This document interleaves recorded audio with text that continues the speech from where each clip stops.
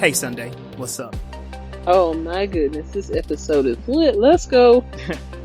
What's up? What's up, Mel? Hi, how you doing? I got a question for you too. Okay. All right, so you're the chief intelligence officer for the New Alliance, and there's an organized crime ring forming right under your nose. What do you use all of your skills of deduction and detective work to do? Find out why someone that doesn't agree with me is here. Oh, my bad. That doesn't sound like we're addressing organized crime. I wonder who would ever do such a thing. Garibaldi. Mr. Garibaldi never does his job. In fact, all right, I know we're gonna run long on this one now that I'm thinking about it. But I don't think once, anytime that he's been having that itch where he's like, I gotta figure this out, not once has he ever used it to do his actual job. He's over there ratting out Susan Ivanova. He's over there figuring out who's smuggling pepperoni or whatever onto the station. He's over there trying to figure out like how we getting this underground railroad on the station going, all this stuff and all this. But in the meantime, when he should have been paying attention, he gets shot in the back, he gets stabbed in the back, he gets punched in the face, he gets brainwashed. That's the only time he actually did what he was supposed to do, when he was brainwashed to do it. Right. Right. Yeah, he did. I know we're having fun with this. I know that at least when Garibaldi got shot in the back, he was like inches from figuring out the conspiracy to kill President Santiago, but he didn't figure it out. He didn't figure out his own security officer was a traitor. So, Mr. Garibaldi, yeah, he sucks at his job. That's the problem. So this episode is a little. I'm all right. I keep saying wild. It's not wild. It's a lot of fun, actually. We get to see kind of a hero's journey for this whole episode. Mm-hmm. We see these two young Minbari who are training to be rangers, and they face some crazy stuff as their training takes them to Babylon 5. And, you know, Babylon 5, a great place for a training ground, right? You know, people get murdered on that station. So, of course, we're going to train there. I saw a huge metaphor for narcissism, but I think I do that with everything. So that might not be that important. Oh, yeah. I guess there's a couple of... Yeah, there is a huge metaphor there, and we'll jump into it. So the episode opens up. We're on Minbar, and the Rangers are learning to meditate, and it's pretty hilarious because they opened up the Rangers to more species. There are humans, of course. We've seen a lot of them. In fact, we've only seen human Rangers up until this season, I think. And now we got human and Minbari Rangers, and there's a Pakmara Ranger in the back. And it's a little funny because I think that one fell asleep while they were trying to learn to meditate. And Taval, who is the instructor, is basically talking them through it. And it's really reminiscent of guided meditation or guided mindfulness. And the young Minbari is just like, your voice is a little distracting. He's demonstrating like he's young and eager and wants to do something, but he's only used to very specific types of things. He's used to silent meditation. And Taval is telling him like, hey, you got to learn how to meditate at a moment's notice because you're going to be in all kinds of shit. They have a funny little back and forth. And Taval, he said, I know that you've been thinking, but let's save that for later. That's the more advanced classes. Before you start thinking, we need to remove all the Warrior Caste nonsense. In other words, he was telling him, boy, don't think. You're not good at it. So don't. Do it.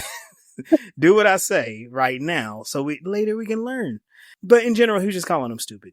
And then Duran, his counterpart, walks in and they have a little bit back and forth. And, you know, it's a funny friendship. And it turns out that Delenn is summoning Duran to Babylon 5. And he's like, hey, Taval, I was told that I can bring some people. I want to bring you. Again, they have this banter back and forth, and it makes that young Minbari laugh. And Taval looks at him and is like, you're supposed to be listening to your inner voice. And he says, I was listening to my inner voice, and it smiles. And I think Duran says, yes, that's that religious caste nonsense. It's a fun little bantering. There's still some, not so much animosity, but I would say like, stereotypes between the caste systems. Right. And while we do think of the Minbari as being enlightened, they're still kind of authoritarian. But Oh, yeah. So Duran asks Taval, like, hey, you can also take your 2 recruits. And Taval's like, all right, you 2. Rastin and Tanir, you 2 got to go since you're over there giggling and kikiing. We're going to give y'all some lessons, all right? Going to go to Babylon 5. And it's like, all right, cool.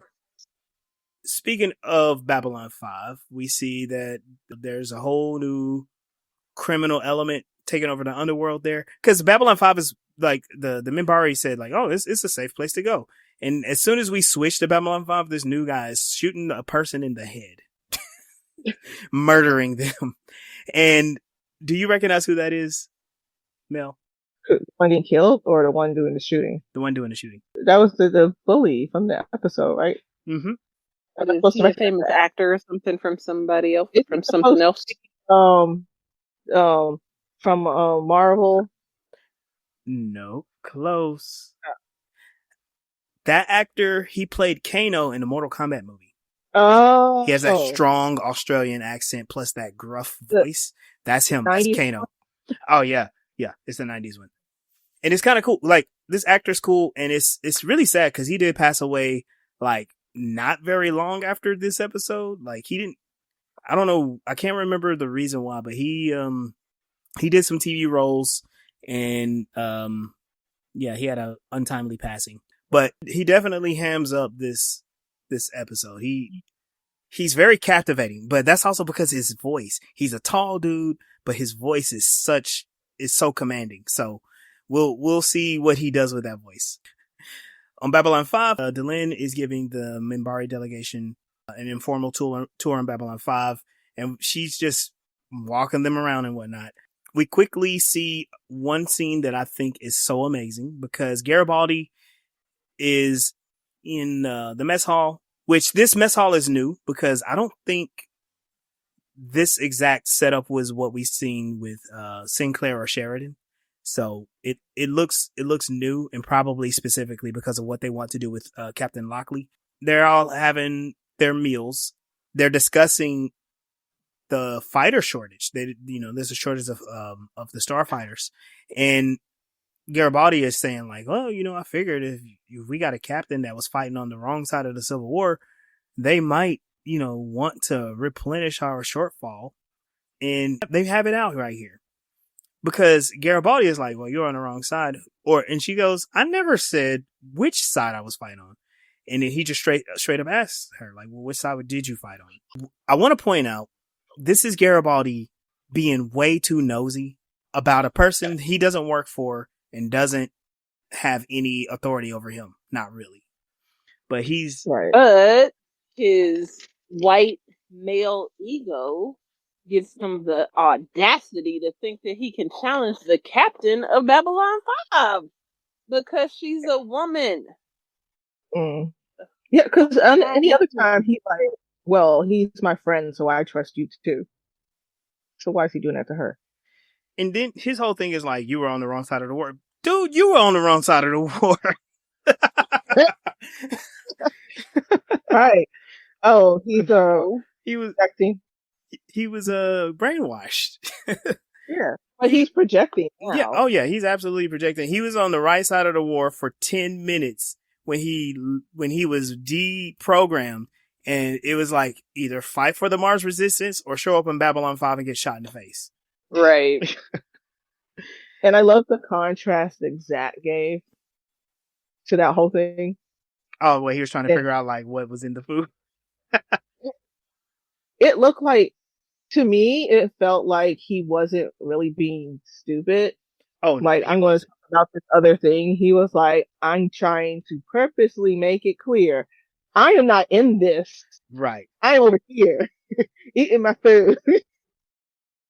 I really like how she defended herself against his attacks, because she explained that I was on the side of being a soldier. Right. And a soldier is told what to do, and they do it up until the point that the command is a little too far left, and then you decide not to obey orders and deal with the firing squad, because that's probably where your ass gonna end up when you don't follow the commands. Now, though I am always happy for her giving Garibaldi the business, and I really love seeing her check him, this is why I don't like the systems that we have set up, because it does not allow for the people inside of the system to think for themselves. You're just doing what you're told like some mindless robot. Like, you are not a AI. You a whole human being out here with thoughts and feelings and emotions and opinions that should be considered when decisions are being made to try to like come up with the best possible solution for a thing, and not falling under a fascist rule where you're being used as a weapon to oppress the people that you swore to protect, while you like giving Garibaldi the business about how you not gonna burn down the Constitution. Well, when you think about it, burning down the Constitution is probably what needs to happen. And the last thing I got to say about this is that if she had been on Babylon 5, bitch, you would have been rolling with all of us. You wouldn't have been challenging us. Right. And that was the huge aspect of the propaganda and the withholding of information. And I was going to say, like, forcing people to say that they did things that they didn't, but that was like a part of the propaganda. Redundant. So she really has no idea. Well, I can imagine her being out there on her ship and then getting a command to say Babylon 5 is trying to take over Earth government, and not knowing what happened and why Babylon 5 is opposing. She probably wouldn't have taken the job if she didn't find out why Babylon 5 did that. And we all know that Earth knows because it was all over the news. Right.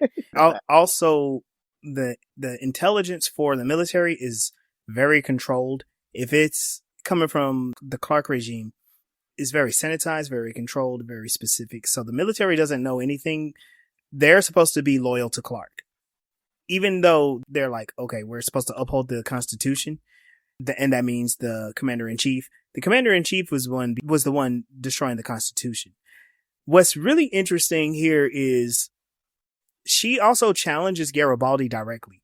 She challenges Garibaldi's individualistic perspective, because she says, I don't take up arms against the government, and I don't know what is best for the entire world. She's basically throwing into Garibaldi's face like, oh, so you're the one who's right all the time, Mr. Garibaldi.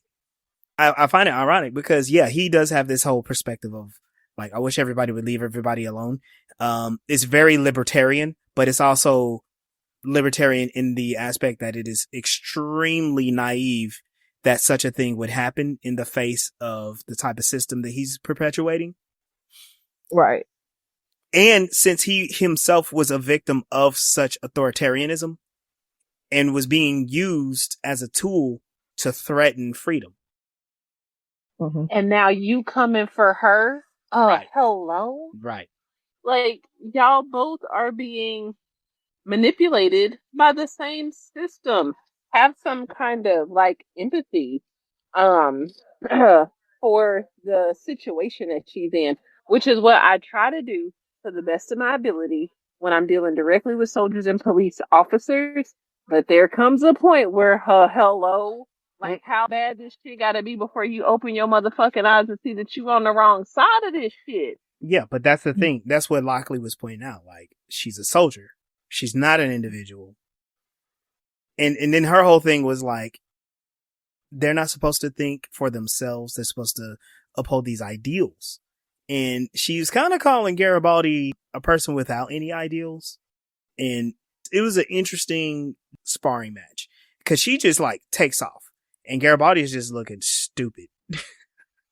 Because Garibaldi didn't have me there. Be like, you being loyal to who? You're honoring what? Like, at the end of the day, those words are just words if we're not putting together the context of like what we're actually being loyal to. And they, back to the propaganda machine, put together all these movies and stuff and show people like willing to go and be on the front line to die to have some, meaningful death. But you don't understand that y'all arguing over like two rich people that got into an argument at a cocktail party over some girl. Also, you virtually describe what the entire episode is about. Because we get the contrast of that with the Minbari. Yeah. Lochley leaves and she goes down the hall and she runs into Sheridan on the lift. And it's a very cordial and very official discussion back and forth. How's it going, Captain? Oh, hey there, Mr. President. How's everything? I'm good. Garibaldi doesn't trust me, but that's no big deal. And he's like, you want me to do something about it? And she goes, no, I can handle it. I'm grown. I know what to do.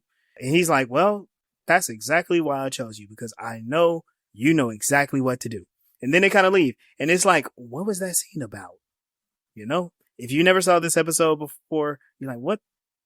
That was an interesting kind of a nothing conversation. But we'll come back to that in a minute. Yeah, we will. We quickly see the progression of things that are happening. Zach is investigating a series of murders, and down below, witnesses are unwilling to talk to the police because fuck the police. But also... but also because they're scared. They're scared of the tactics of this new gang leader. When he leaves, I thought it was great the way that Zach pointed out. He's like, everybody's not talking because they're full of fear, and that's what this new gang wants. All right, let me get out of here because it stinks in here. It smells like it's full of shit. Nah. Smells like the pot mirage. Oh, right. Yeah, there was a discussion about the Pakmara that comes up in a second where they're like, they'll eat virtually anything. And they were like, we don't know what they won't eat. He's like, yeah, we don't know yet. But there's some things even they won't eat, right? Right? They won't eat fresh dead bodies. They want like rotting bodies. And that's gross. Yeah, that one it is. That it is. They're carrion eaters, so yuck. Carrion, that's what it was. Yep. That's what it is. Yep. The new gang leader, his name is Trace Kano. He orders a hit on Zach. They have a little discussion, Trace between one of his gang members, like the black guy, who is looking cool, but also is looking kind of like disturbed, like, why were you doing that? And Trace gives his story about what happened to him on Beta 7, about how they were running things, and then there was a buddy that was coming after them hard, so they killed that dude. Another person came, they killed that dude, and then finally another guy showed up, and he was really cool with them, and everything was cool and hunky-dory until the Civil War broke out, and then they got kicked out of Beta 7. And so their whole thing is like, okay, we'll set up shop on Babylon 5, and we're never letting anybody push us around ever again. So their whole thing is like, we got to push, we have to set a strong example for us to be able to set up shop here.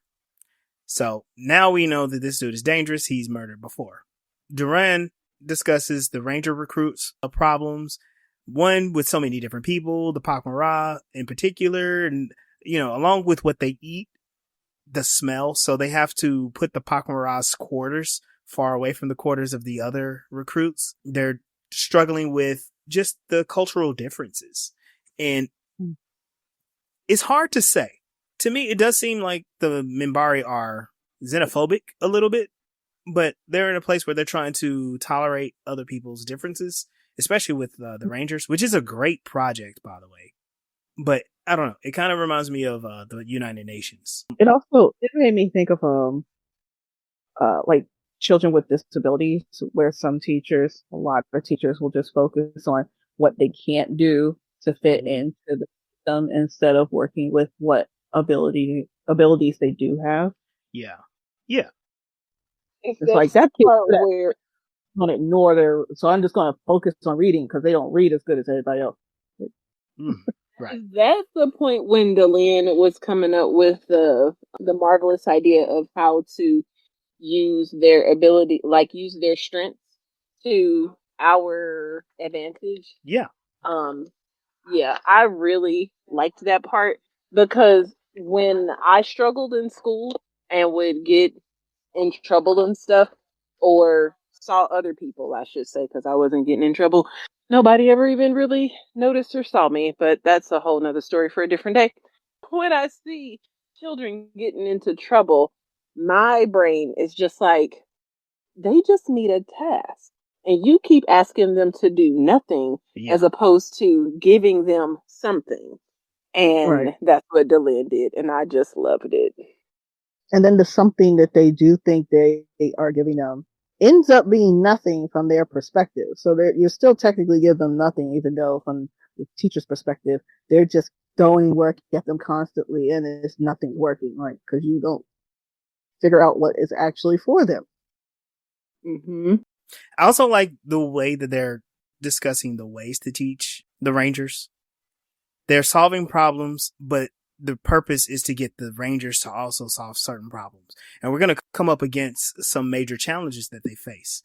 We get a little breadcrumb here where Taval expresses worries over Lanier. Remember, Lanier left to go join the Rangers. I hate this story. We'll come back and talk about that in a couple of episodes.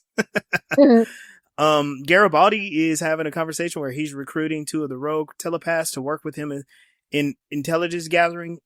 And he's talking about how it is a problem to use telepaths to do intelligence. And so he's not going to use them all the time. He's not going to stress them out. And he's going to just kind of keep it pretty easy for them. And the 2 telepaths are just like not talking. These people are mute. And they have this fierce look on their faces. And Garibaldi, as he is his awkward self, he's trying to joke with them. And they have this interesting back and forth look, like they're having a conversation like, this dude's an idiot.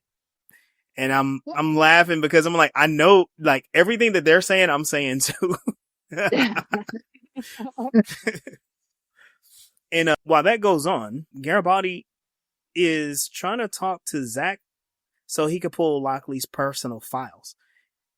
Which, remember, Garibaldi doesn't work for Earth Force anymore. He doesn't work for Babylon 5 station security anymore. So he should not have access to any information whatsoever from Babylon 5. And so he's over there trying to squeeze Zach for information. And he's like, no, like I'm chief of security. There's no reason to do this. Also, it's the captain. We are not spying on the captain. And Garibaldi's like, come on. I don't want to have someone who's on the wrong side of the war running the station.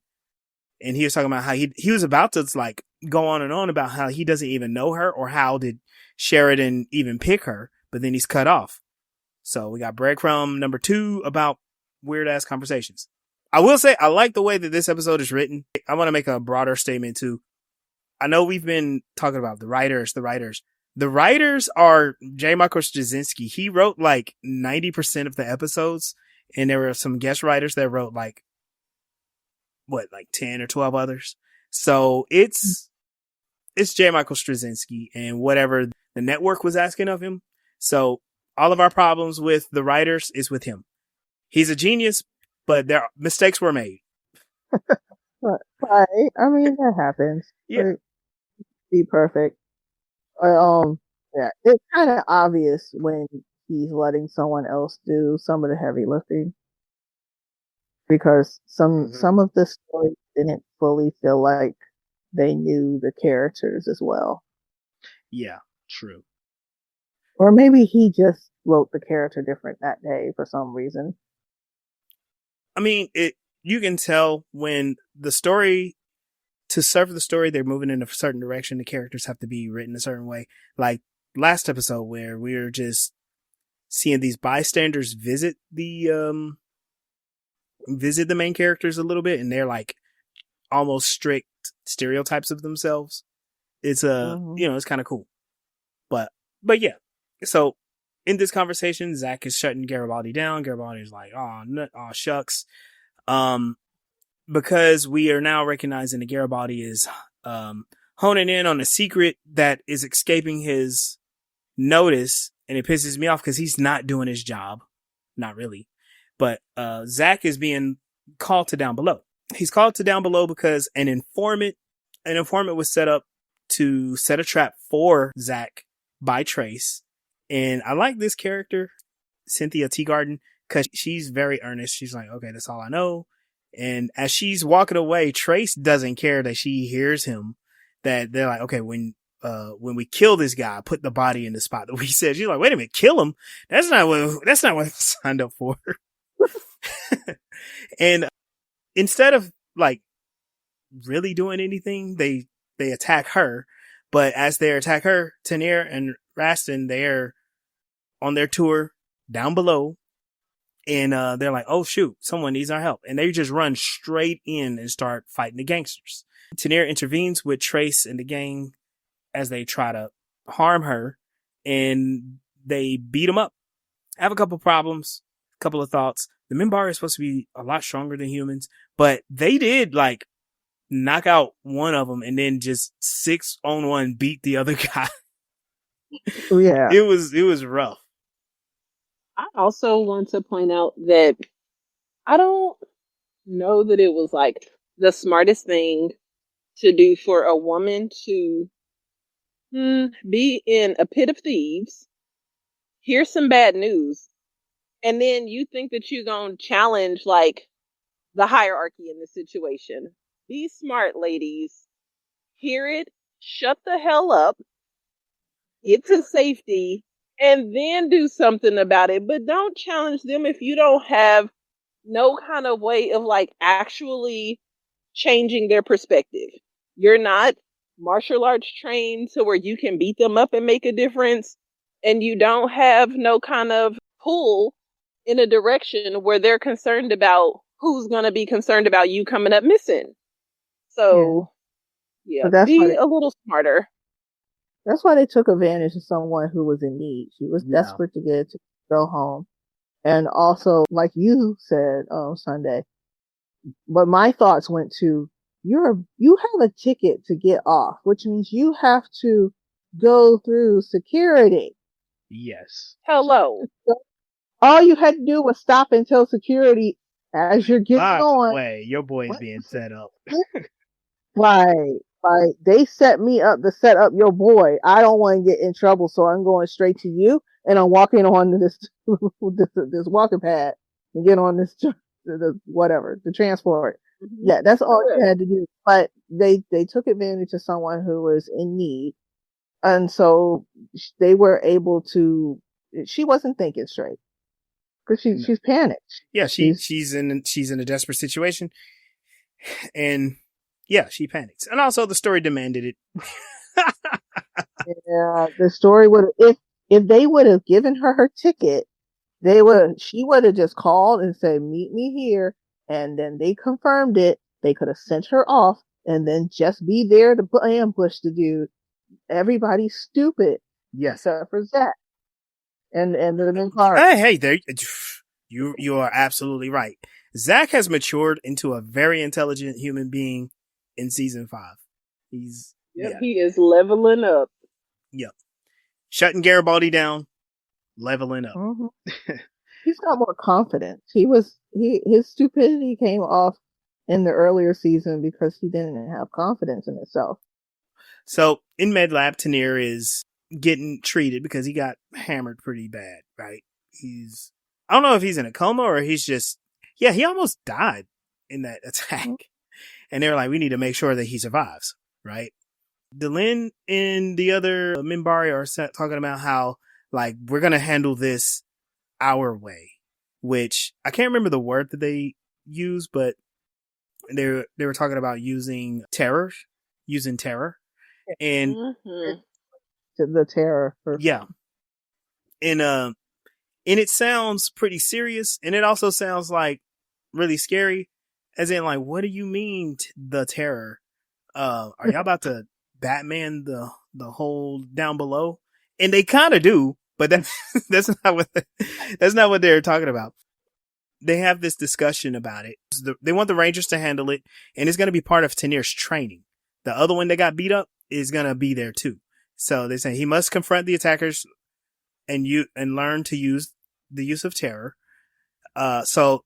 Not only does he have to be able to recover soon, because there's like doctor, make sure that that he doesn't die and heal him up so he can walk. So not only does he have to like fight for his life, but then he has to get out of that bed and then go back and face these gangsters while he's still mending. I love this part so much. And what I like most is how they have to get the environment set up in order for this to happen. So of course they've got to go through the captain. And she's like, not no, but hell no, we're not doing that. Right. And then the Lynn pulls rank and is like, are you pulling rank on me right now? And she's like, hell yeah. The fuck it look like you ain't slow? It's like, well, that's fine, but I'm gonna talk to the president. She like, you don't think that I didn't talk to my husband already, ma'am? And he's like, he agreed to this? Hell yeah. Oh, that's not like him. And for me, the chain of command is the thing that has to happen, but the society that the Lynn comes from, how they standing on business. Yep. And we not about to go to court and fight over grievances and have somebody pay some money. If I'm having a rainy day with a black-eyed motherfucker, you about to have a rainy day with a black eye too. I like that energy because it because the Minbari are extremely like stoic but serious. Taval and Rayston, they're discussing like the meaning of being on Lashak, which are the name, like the Minbari name of the Rangers, and how worrying about others' opinions is not their way. In other words, look, yeah, you're scared, but we don't care about that. You have a destiny fulfilled. And he points out some things, and in these points of what the Unlashak are, he talks about how we live in the moment, which this sounds kind of woo woo and kind of like that Bruce Lee stuff that people made up, but Bruce Lee was saying some really important intelligent stuff. It sounds like flow state, like before people understood what it was. But this last part, I thought this was great. This is actually some good motivation for him. He goes, look, your death is going to come. There's no reason to be afraid. But when it comes, it will have meaning because you will be pursuing your purpose with the fullness of your heart. In other words, don't live in fear, because if you live in fear, you're going to be alive full of fear. And that's not a life. Like, if you're going to do something and you're going to die for it, make sure that you are putting your whole heart into it. And we're talking about the Unlashak, not just like anything. This is something that has purpose. There's a lot of philosophy that needs to go with this, you know? Yeah, it sounds to me like he was actually quoting Zen philosophy from, I forgot the philosopher's name. I wish I didn't. Yao Shu, I think. Lao Tzu, the Dao De Jing. Taoism. The Tao of the Tao. Yep. Yeah, which is the path to Zen. What'd you say? The Dai Li, you mean? No. The Dai Li are in Ba Sing Se. They. I know, it's a joke. Oh, okay. Because there's no war in Ba Sing Se. You know what, though? Like, speaking of our current political climate, I'm pretty sure if I posted that somewhere, people would know exactly what I'm talking about. There's no war in Ba Sing Se. Yeah, we will do a side mission on that. Anyway, so Duran and Taval agree that the time for Tanir to confront Trace and his gang is coming near. In other words, they're like, okay, is he conscious? Yes. Can he stand? Yes. Is he alive? Yes. Good. We're going to give him a weapon and make him go fight again. Like, bro just got knocked out 20 minutes ago. Get your ass up. I like what Delin says. She's being very poetic. And so I recommend that y'all really watch this episode and listen to what she says. Cause the writing for Delin makes this whole episode work so good. She explains those he is afraid of now have power over him. So he has to go. He is Unlashak. We choose to do things because we fear them. Yes. Knowing there is no guarantee. And this is where the captain is like, so he's going to go alone? And Delin is like, we all stand alone in the end. I'm like, gosh. Let's go. It's dope. This was one of the things that reminded me of trauma healing. Mm. That even though he's still in discomfort of what happened to him, he's going to confront it and overcome it. Yeah. And like you can do that for physical things like getting beat up, but you should also be able to do those things for the mental part. And there was a mental part. That's why she said that he was there, because now he can feel fear from these people and they're allowing him to go confront it. And there was another thing that the teacher said about him living his life for purpose. The other student, if I sent you to go get the flower on the top of a mountain and it was treacherous, would there be a purpose? And he was like, no, that's trivial. And that whole story is like a retelling of a Buddhist philosophy, a Buddhist story that they use for philosophy. And I've heard of one that there's a lot of them, but the one I remember was with stones. The monk sent this young man out to go get big flat stones, and he's like, "Is there a purpose?" He's like, "Yeah, I'll let you know." Next morning, sending off for another stone. He does this like 5 times until he comes back to find out that the garden is now redecorated with the stones. Yeah, and now they have a place to sit, have tea and stuff. Yeah. Like some things that seem menial are bigger than that. Like there was a lot of actual Buddhist philosophy. It was just triggering my memories of when I used to study Buddhism. Nice. It gives a nice little inside view of the Minbari philosophy. I mean, we've been looking from the outside in, and they seem very enlightened. And while they do have some enlightenment there, they're like us, but they are more confident in themselves than humans. You know, well, we'll say Americans. There's some humans that are pretty awesome. Americans, though, need to learn to sit still and sit with their thoughts for a bit. So critical thinking. Yeah, critical thinking and self-reflection. Yeah. Oh, yeah. That was the part I wanted to comment on, how you were saying like this can be a part of healing. The interesting part is Taval is still injured and he has to go through this healing process. He's not running away from it and waiting until he's okay to face his problems, to face his bully. Well, I've seen this happen with a lot of therapists and Instagram creators who are also therapists who run practices. They talk about healing often goes through you dealing with some stuff. You have to sit with your wounds and go through the process to correct things, not run away from it, not ignore it, but face it. And sometimes facing it means you got to cut stuff off. You have to re-injure yourself sometimes, not like to harm yourself, but to heal yourself eventually. And so we can take that metaphor. We can be okay with it. He's not an old boxer getting knocked out and being told to give me one more round. He's doing something we can kind of use and understand as a metaphor. Right. Well, the metaphor that I like that I've seen a YouTube therapist say was that trauma is like a cut, and if you don't affect it, it's going to get worse. So you have to deal with someone pouring some alcohol, or you pouring alcohol on it, or you'll never get better. It'll just get worse. Yeah. And that's it. Yep. So Zach clears the area. They get rid of all of the security folks. Trace is like, "Oh shoot, we actually winning. We're gonna be good down here now because security figured out don't fuck with us." And then the Rangers, they drop in and they trap Trace and his gang. They corner Trace, and he's like, no, I'm not fighting all of you guys. And Duran is like, "No, you don't have to fight all of us. You just have to fight him." They pointed to Taval. Taval is all like, face is all cut up. He's holding a rib. And he was like, "Look, we'll be honest and honorable. You don't have to fight anybody else here. If you win, we'll let you go. But you gotta beat him first.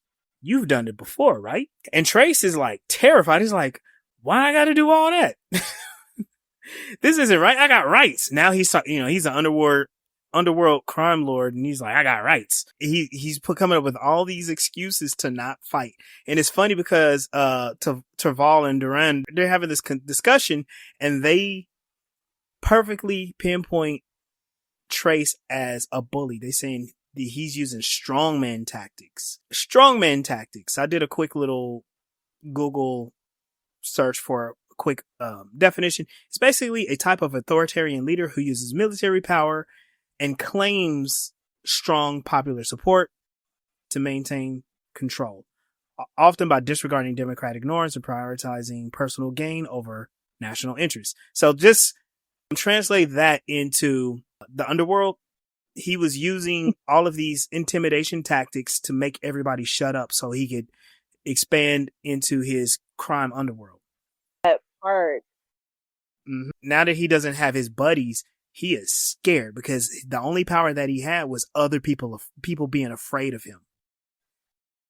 And I really love the distinction of him being a bully, because even in conversation, when you have like an oppressed party trying to explain, like, why things need to change to the oppressive party, a lot of times it's natural that things are this way, and in nature the strong survive, and all that bullshit rhetoric that goes right along this dynamic of the strong man argument, and them busting that down and showing us like it's not about your strength all the time, because there's mental fortitude, there is a whole lot of other things that have to be built up, especially when you have like the trope of the short and angry person.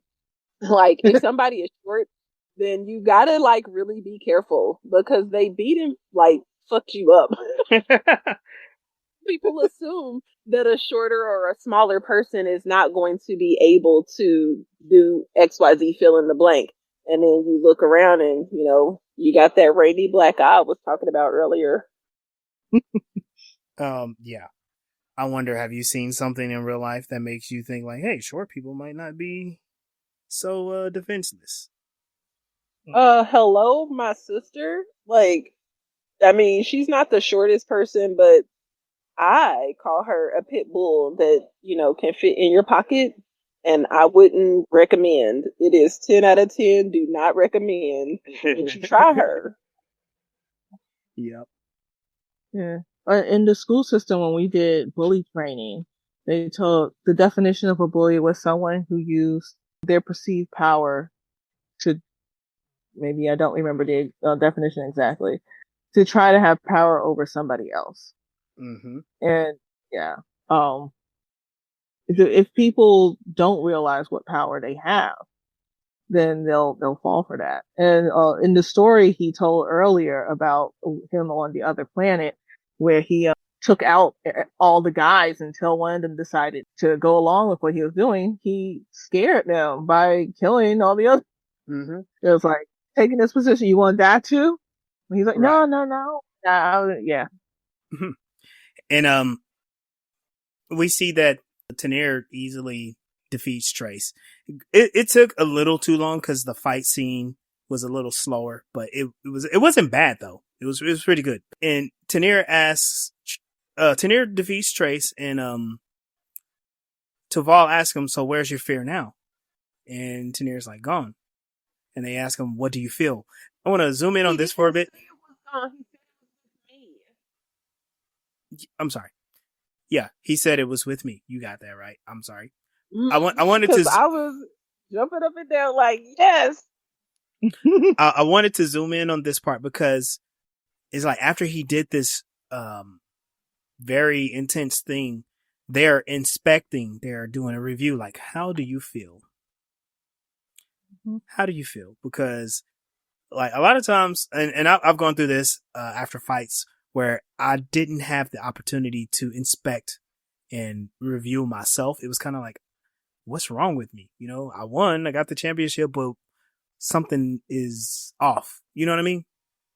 And I like being able to have that opportunity to review and take space to review the feelings.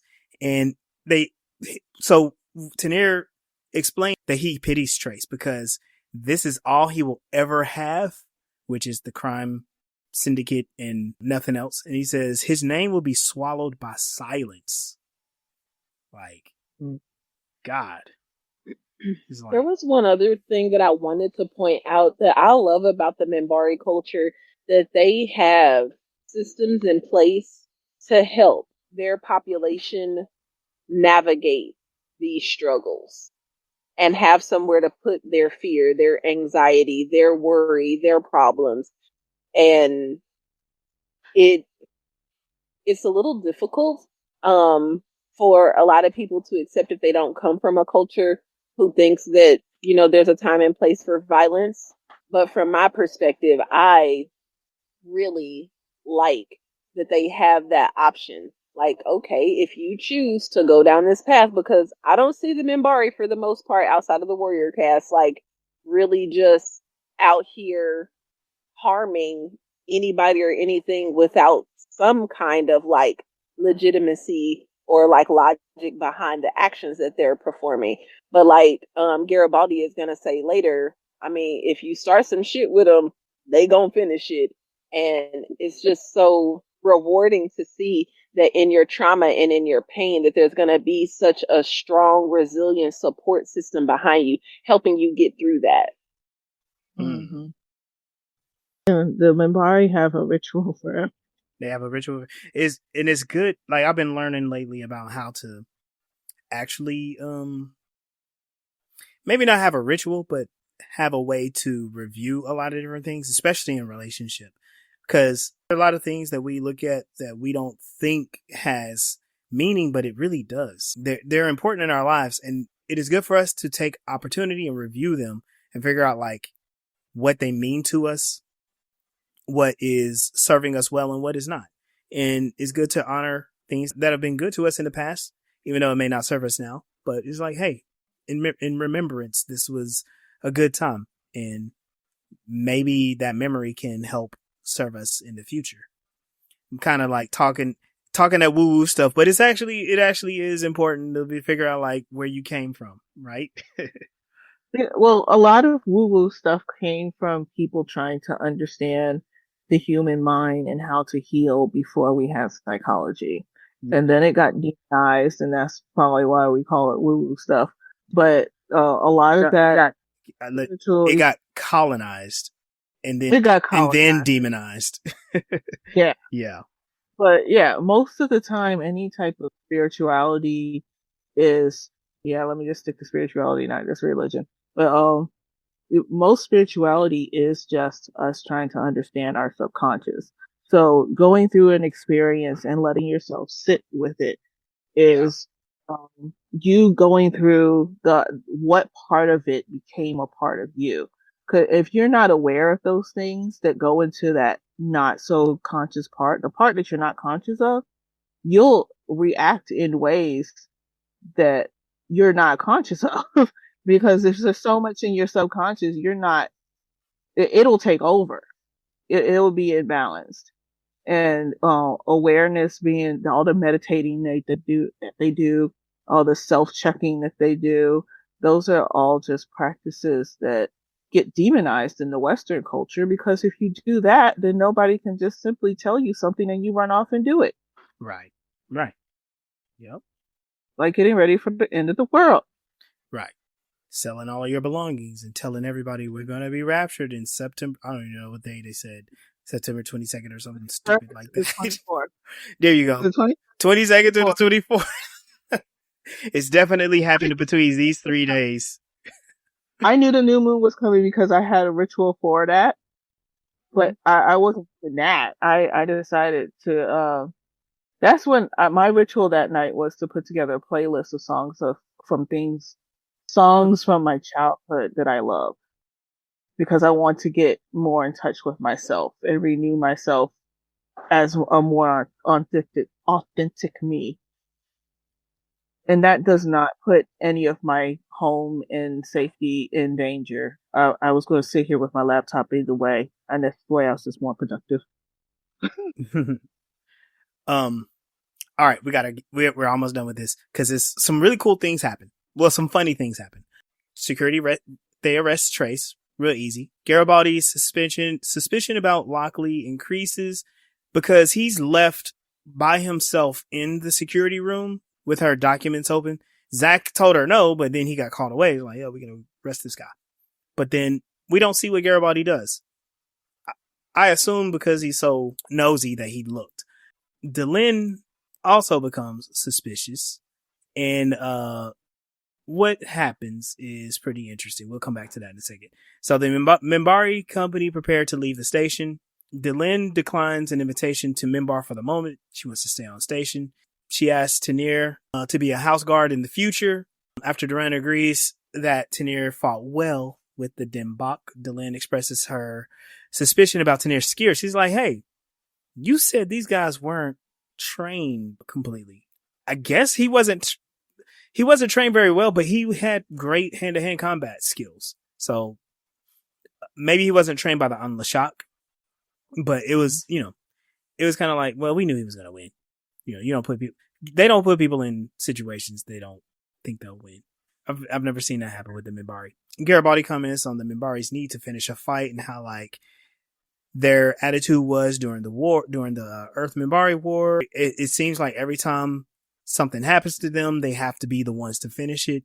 And he's just, he's making an observation, but he's also kind of complaining. It's like, why do they get to do whatever they want? Shut up, Garibaldi. Back in their quarters, Delenn talks to Sheridan about her conversation with Lochley. And Sheridan, he has his Hugh Hefner, no, it's not Hugh. He has his embassy suites robe on, and he's reading papers, getting ready to go to bed. And she goes, the captain said something really interesting when we were having a discussion about the Minbari. I told them that you had already agreed to let them fight, and Lochley said, that doesn't sound like you. What does that mean? And he just stares forward. His back is to her, and he has this very serious look on his face as he closes the glass door. And I was thinking, like, is the episode over? But no, we fade to them in the bed facing opposite directions. And she goes, I'm just going to pretend that you were going to tell me this the entire time. And he goes, I'm sorry. I was trying to find the right moment. Are you okay? And she goes, right moment. 10 seconds after you had the thought would have been perfect. And she said, I'll just get used to it. Mm-mm. What are you going to say, Sunday? It's really giving, like, the monogamous culture of the time in which it was written, which makes sense. I am not a huge fan of, I'ma just be quiet and turn my shoulder. Even though I know I've done it, there just are better ways to communicate. And for them to be all the way at the marriage stage, this is a huge blunder that he is making, to have hired his ex to be the captain on the Babylon 5 without running that by her first. Because when she goes and has a Grok Mara or whatever the fuck happening down below, she came and talked to you about it. She's not out here, making executive decisions and just got you out in the street looking dumb as hell. I'm gonna push back just a little bit. I understand the relationship dynamics. That's something very important. However, Delenn had been lying the entire time she was on the show. She started the Earth Minbari War. She's the reason. All right, I'm gonna shut the hell up now. Yeah, she started the Earth Minbari War, and I don't think any humans know that she did. Yeah. I think that's just a Minbari issue that is being handled. But I am curious. Like, I do think she would have been able to handle him having that conversation with her, but also I don't think she was trying to hear all that either. I think she was following her destiny, whatever it is. I don't know if Garibaldi figured it out. He seems to be slow. Yeah. But, it also doesn't matter either. Oh, wait, we didn't even say what the secret was, did we? Did they say what the secret was, or do we just assume it? They didn't say what the secret was. We do assume it, but it is true. It's like implied. Yeah. It's implied. My mind is thinking that Zach was smart enough to like completely close out his computer before he left. Even though I can hack for some reason. Oh, I don't think he's going to get it easy enough time. And maybe there might be some safeguards on there where Zach finds out that he tried to go in his computer without him. Stop leaving that man in your office. I know. Why is he even going in there? Lock everything down. Yeah. Yeah. I mean, he probably has seen him as a mentor at some point, so he respects him, but at the same time, he doesn't, which I get. Like, you still want to show respect to someone that you still don't respect because you used to or because you're expected to. Even when you don't have to, because it becomes a trauma response. I think Zach is definitely coming into his own. He's starting to become a more favorite or more favored character, and Garibaldi is just insufferable right now. He's being a child. It's part of him taking up this new role, which, remember, if anyone has forgotten, he's married to a multi-billionaire. So he has no problems. And he's friends with the president and chief of their intelligence division. So Garibaldi, shut up. We said it earlier, like in another episode, where he chases power, even though he likes to like claim that he's just a grunt. Right. Or maybe he was complaining that he was a grunt because he was just security. But now he's got all this power and he's trying to wield it in ways that have nothing to do with the power that you have. Right. Right.